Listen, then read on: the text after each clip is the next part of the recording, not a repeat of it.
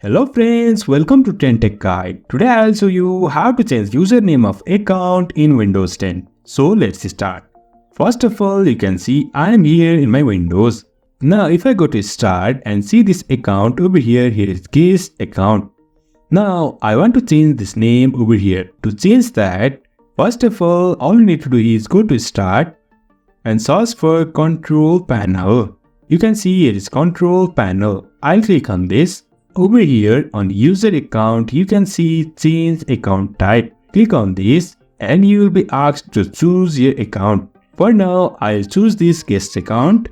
And on the left, you'll find this bunch of options over here. Now you can change username, password, account type, and also delete this account. For now, I want to change the name of this account.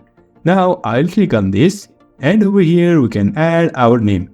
For now, I'll write this TrendTechGuide. After that, you can just click on this change name. And you can see our username of this account is changed. So in this way, we can change username of account in Windows 10. So if you find this helpful, don't forget to subscribe. Have a good time.